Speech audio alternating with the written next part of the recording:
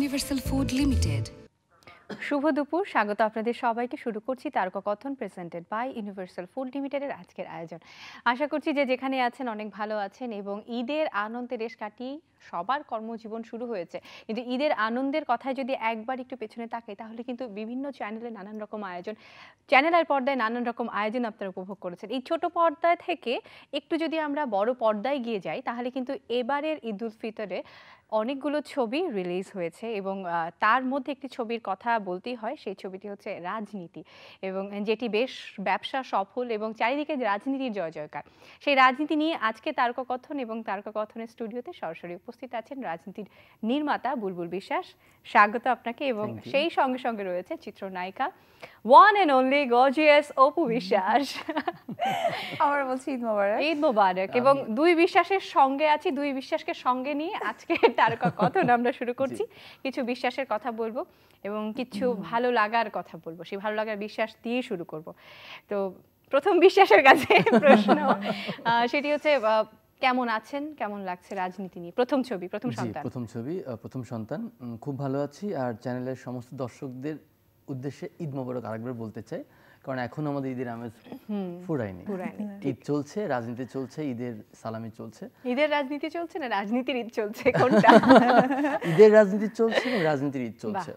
আমি বলেছিলাম দর্শকদেরকে এবার ঈদে আমি ঈদের সালামি হিসেবে রাজনীতি দিব, আমি আমার কথা রেখেছি এবং দর্শকদের বলেছিলাম আপনারা আপনাদের ভালোবাসা দিয়ে ঈদের সালামি যেটা দেওয়া হয় সেটার বদলে আপনারা সিনেমার টিকিট ধরিয়ে দেবেন, যে এটাই আপনার ঈদের সালামি। এবং দর্শক সেটা করেছে, যার প্রমাণ আজকে বিপুল বিপুল পরিমাণ ভালোবাসা।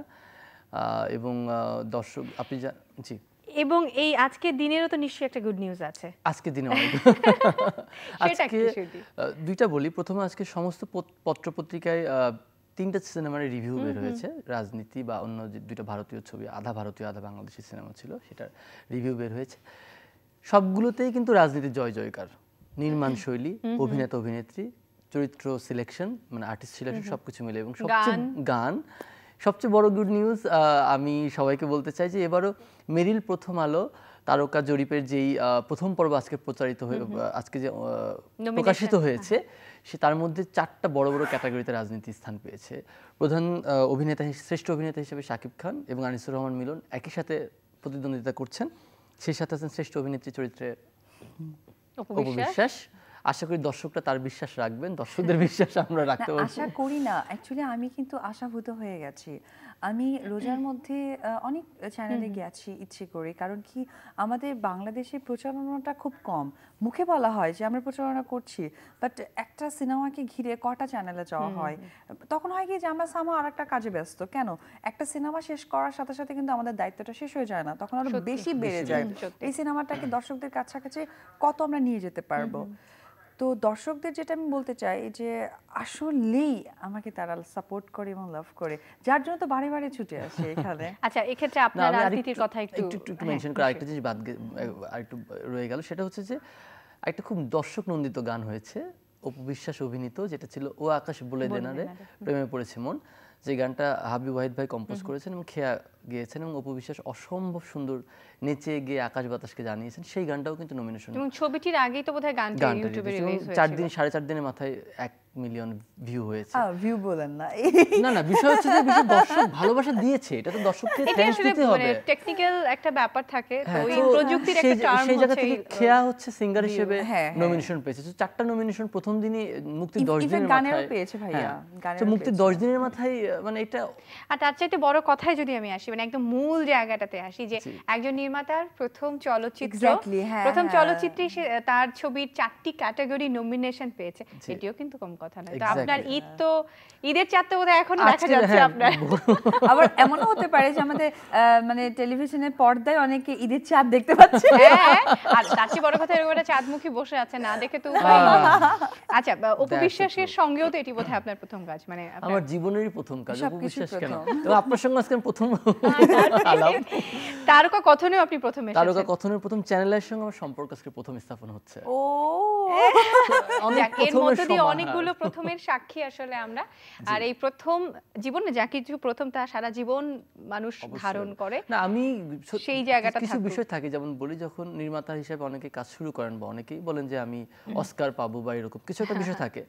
বাংলাদেশে আমরা যারা কাজ করি তাদের কাছেও কিন্তু চ্যানেল আই একটা ব্র্যান্ড, যে চ্যানেল আই পরিবারের যদি বা মেরিল প্রথম আলো যেই অ্যাওয়ার্ড সেরেমনি হয় সেখানে চ্যানেল আইয়ের যে পৃষ্ঠপোষকতা সেখানে যেতে পারারও কিন্তু একটা বিষয় আছে এখানে।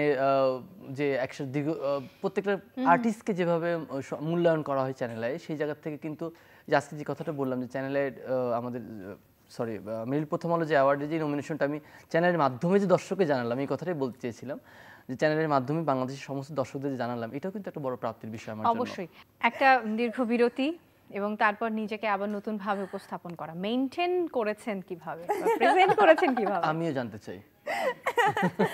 আসলে ডেডিকেশন থাকতে হয় কাজের প্রতি।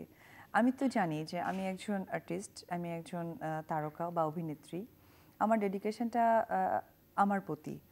একটা হয় না যে আমরা যেমন হচ্ছে যে একটা মানে শপিং মল থাকে, পরে ওইটাকে আমরা 5 তলা 7 তলা 10 তলা করে আরো বেশি ডেকোরেশন করি, বাট আমরা নিজেরাই কিন্তু ডেকোরেশন পিস, আমাদেরকে বারবার সাজাতে হবে, নতুনভাবে প্রেজেন্ট করতে হবে, এটা একটা অভিনেত্রীর কাজ।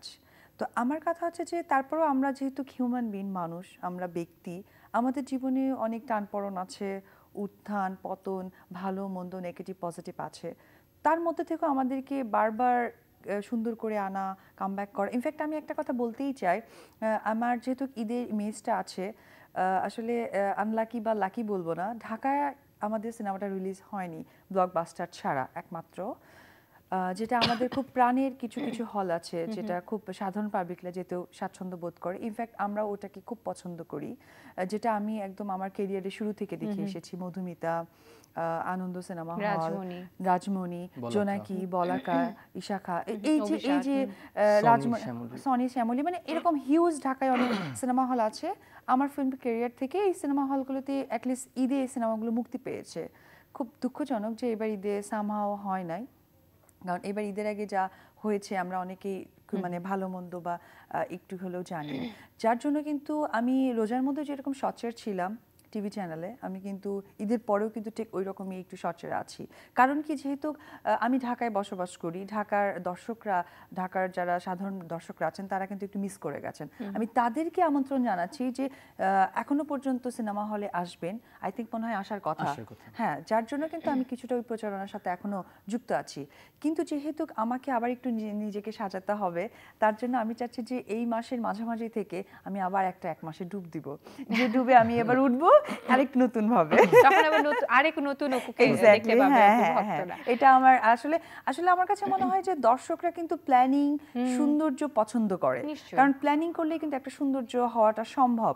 সো আমার কাছে মনে হয় যে আমাদের কাছে তাদের এক্সপেকটেশনটা অনেক বেশি। এই যে এক্সপেকটেশনের কথা যে বলছেন, এই জায়গা থেকে কিন্তু একজন দর্শক টেলিফোন করেছেন, আপনারই ভক্ত।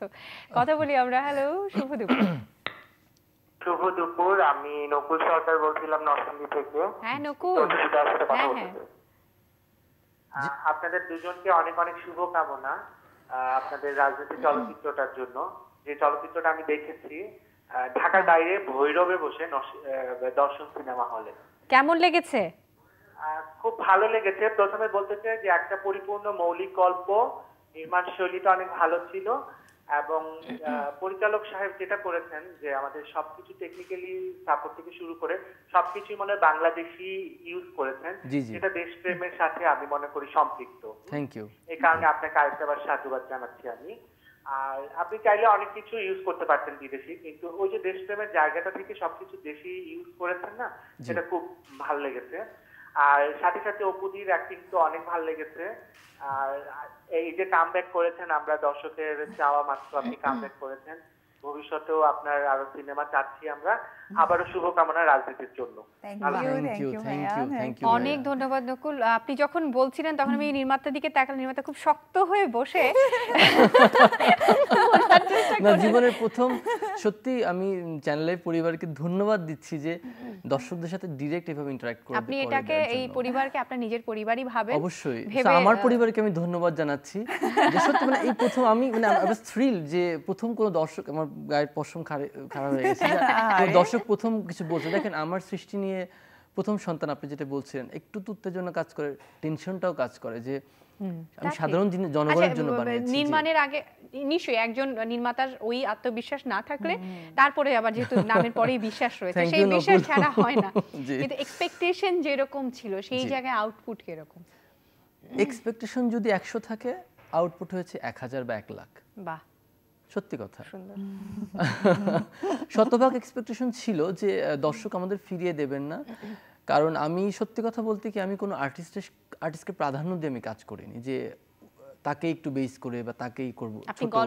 আমি গল্পটাকে প্রাধান্য দিয়েছি এবং আমি অপু বিশ্বাসের যতখানি ক্যারেক্টারে গুরুত্বপূর্ণ চলচ্চিত্রে, শাকিব খান যতখানি গুরুত্বপূর্ণ, আনিসুর রহমান ততখানি গুরুত্বপূর্ণ, আরো যারা আছেন যার ক্যারেক্টার যতটুকু স্পেস, তো সেই জায়গা থেকে এবং আর্টিস্টদের সাথে আমি ধোকা দেইনি, আমি বাংলাদেশের সঙ্গে ধোকাবাজি করিনি, সেটার প্রতিফলন আমরা টেলিফোনের মধ্যে দিয়ে প্রতারণা করিনি। এক্স্যাক্টলি। সো আমার এতটুকু আশা ছিল আমার দর্শক, আমার দেশ আমাকে। আচ্ছা, আমরা যে গানটি দেখলাম, এই গানটি কতদিন আগে শুট হয়েছিল? মানে আমি ওই গানের সময়ের গল্প একটু শুনতে চাই। এটা হচ্ছে গিয়ে 2015 ডিসেম্বর লাস্ট উইক না মিডল উইক ছিল। লাস্ট উইকে আমরা সম্রাট একটা সিনেমার জন্য দেশের বাইরে যাই, এটা ছিল মিডল উইক। এই ছিল 15-18 থেকে শুটিংটা স্টার্ট হয়েছিল, আর ওটা সেট ছিল একটা, সেইটা আমাদের কাজ করতে হয়েছে ডিসেম্বরের 22। সেট এফডিসিতেই হয়েছে? হ্যাঁ, এফডিসিতে। এটা একটা পুরো শাখারি বাজার উনি বসিয়ে দিয়েছেন।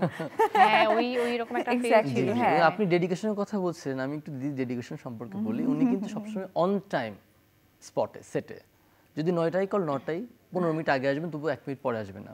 এবং গানটা যে দেখলেন একটু র্যাপ পার্ট ছিল, যে একটা 60s এর একটা গেটআপে ছিলেন, হঠাৎ করে কিন্তু ওখানকার কিছু লাইট, কিছু যেমন ব্যাক স্ক্রিনে 5 4 3 2 এগুলো আসছে, এগুলোর জন্য সময় লাগছিল। তো দিদিকে রিকোয়েস্ট করলাম, দিদি এটা করতে একটু সময় বেশি লাগবে, সো আপনি কি একটু ওয়েট করবেন আমার জন্য, নাকি আপনি যদি বলেন আমি শর্ট নেব। দিদি বলবে আমি যা ভালোর জন্য যেটা আমি করতে পারবো। উনি দাঁড়াতে পারছেন না, সারাদিন নেচে এমন পা ফুলে গেছেন, রাত 2:30 পর্যন্ত শুটিং করলেন এবং ঠিক পরের দিন ঠিক সকালবেলা আবার ঠিক 8:30 সেটে হাজির। আপনি এরকম রাজনীতি করেছেন? না, আমার কাছে মনে হয় কি যে আমরা সিনেমার লোকেরা কিন্তু মানে বিশেষ করে আমরা বাংলাদেশিরা কিন্তু আতিথেয়তা আপ্যায়ন করতে বেশি পছন্দ করি। আমার ন্যাচারালি আমাদের বাসায় কোনো লোক আসলে মানে নিম্নে 10টা আইটেম করতে হবে, না হলে মনে হচ্ছে মজাই পেলাম না। তো সেম আমাদের ইন্ডাস্ট্রিতে যারা নতুনরা আসেন, কাজ করেন, আমি যেমন অনেক বড় পরিসরে একটা ইনভেস্ট পেয়েছি, সবাই আমাকে হেল্প করেছে। তো দ্যাট মিনস রাজনীতিতে বুলবুল ভাই তো নবাগত, উনি তো নতুন, তো ওনাকে কেন আমরা মেন্টালি সাপোর্ট করব না? ওনাকে যদি আমরা সাপোর্ট করি ডেফিনেটলি তার একটা ভালো রেজাল্ট পাবো। সেটা আমার কাছে মনে হচ্ছে রাজনীতি কিন্তু তার একটা বড় প্রমাণ, যার কারণে আমি নট অনলি আমি এটুকু ক্যামেরার সামনে বলতে পারি শাকিব অন টাইমে চলে আসছে। যেহেতু শাকিবকে নিয়ে একটা ছোটখাটো অনেক রিউমার আছে যে হয়তো বা না, বাট শাকিব এমনও দিন আছে, শাকিব ভাই আমার 3 দিন আমার আগে এসেছেন, এসে ফোন করতো, বুলবুল আমি কিন্তু চলে আসছি, তুমি কই? উনি তো মানে আমাকে ফোন দিতে, দিদি আপনি কই? আমি সামনে আসি, প্লিজ একটু মানে রেডি হন, বলেন যে আমি এখানে আছি। আমি আচ্ছা ঠিক আছে, কারণ কি একজন ডিরেক্টরের কাজ কিন্তু শুটিং সেট শেষ করে তারপরে বেশি কাজ থাকে, তার শুটিং এর পর তার মানে 100% বেশি কাজ থাকে। একটি জাহাজের নাবিক তিনি, তো তাকে সবটা আসলে দেখতে হয়। আমরা একটা টেলিফোন নিই, নিয়ে তারপরে আমার শক্ত হয়ে যাচ্ছে। না না, আপনি নরম থাকুন, স্বাভাবিক থাকুন। হ্যালো, শুভ দুপুর। হ্যাঁ, শুভ দুপুর। সাথে আমি রনি বলছি, রংপুর থেকে। জি রনি, বলুন। আমি একটু অতিথির সাথে কথা বলি? নিশ্চয়ই নিশ্চয়ই। হ্যাঁ, আসসালামু আলাইকুম। ওয়ালাইকুম আসসালাম। আসসালামু আলাইকুম। অপুদি, আপনি ভালো আছেন? আমি অনেক ভালো, আপনাদের কথা শুনে। রাজনীতি আজকে স্টুডিওতে ভালো লাগছে। পরিচালককে বলছি, ভাইয়া আপনার ছবিটি আমার দেখা, আমি রংপুরে এখনো আসিনি, তো আমার খুব বিশ্বাস যে ছবিটা খুব ভালো হবে। আমরা রংপুরবাসী দেখার আগ্রহে আছি আর কি। প্রথম ছবি হিসেবে আপনি যে ছবিটি করেছেন, প্রথম হিসেবে সবকিছু আপনার প্রথম, সেজন্য আপনাকে ধন্যবাদ জানাই, সাধুবাদ জানাই। আর নেক্সট টাইমে আবার আপনি আমার বিশ্বাস অপুদিকে নিয়ে আবার ছবি করবেন ইনশাআল্লাহ। আমার উত্তরবঙ্গের লোক তো অনেক ধন্যবাদ রনি, সঙ্গে থাকবেন। ধন্যবাদ জানাচ্ছি। রনি, আপনি আমাদের উপর বিশ্বাস রেখেছেন, বিশ্বাস কথাটা 2-3 বার বলেছেন, খুব ভালো লেগেছে। আপনাকে একটা ইনফরমেশন দিয়ে দিই রনি, 21 তারিখের মধ্যে বাংলাদেশের আনাচে কানাচে রাজনীতি ছড়িয়ে পড়বে ইনশাআল্লাহ। সো হলের বুকিং ওইভাবেই হচ্ছে। 21 তারিখের মধ্যে ইনশাআল্লাহ এবং আপনি বাংলাদেশের মানুষ কিন্তু রাজনীতির জোয়ারেই ভাসবে এবং অনেক অনেক শুভকামনা, অনেক ধন্যবাদ।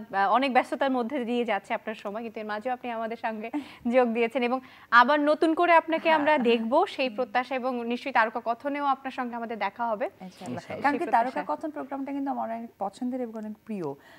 আমি আমি অনেক ছোটবেলা থেকে নিশ্চয়ই দেখে আমি তো বেসিক্যালি বগুড়ার মেয়ে, তো আমার তো হচ্ছে মর্নিং শিফট স্কুল থাকতো, স্কুল থেকে এসে ওই সময়টা তো ভাত খেতে বসে যেতাম, তো তখন কিন্তু আমার এই প্রোগ্রামটা দেখা হতো এবং এটার পরপর আমাদের সিনেমার গান দেখানো হতো, এবং তো আমার খুবই খুবই ভালো লাগে। এখনো কিন্তু তাই হয়, এই তারকা কথনের পরে কিন্তু এবং সিনেমা গান, কিন্তু সেই বগুড়ার ছোট্ট মেয়েটি যখন চিত্রনায়িকা হলো এবং সেই তারকা কথনে বসছে এবং আরেকটু পরে হয়তো তারই গান আমরা দেখতে পাবো, সেই জায়গার অনুভূতিটা কিরকম? আনএক্সপেক্টেবল বলতে পারি না, যেটা মানে এক্সপেক্ট করার মতো না, সেটা কোনো ভাষা আমার থাকে না। সেই অনেক অনেক শুভকামনা, ধন্যবাদ। আমি আর বলবো না আপনাকে যে তারকা কথন কেমন লাগে, তখন আপনি হয়তো বলবেন যে আমিও ছোটবেলা থেকে তখন আসলে চিন্তা করতে হবে কার বয়স আসলে কত। যাই হোক, অনেক অনেক শুভকামনা, অনেক ধন্যবাদ এবং রাজনীতির গোটা পরিবারের জন্য অনেক অনেক শুভকামনা, অভিনন্দন রইল। এবং নিশ্চয়ই আগামীতে আপনাদেরকে আমরা আবারও পাবো নতুন কোনো আয়োজন নিয়ে, নতুন কোনো চলচ্চিত্র নিয়ে, সেই প্রত্যাশা থাকছে। আজকের মতো বিদায় নিচ্ছি প্রিয় দর্শক, সবাই ভালো থাকবেন, শুভকামনা রইল।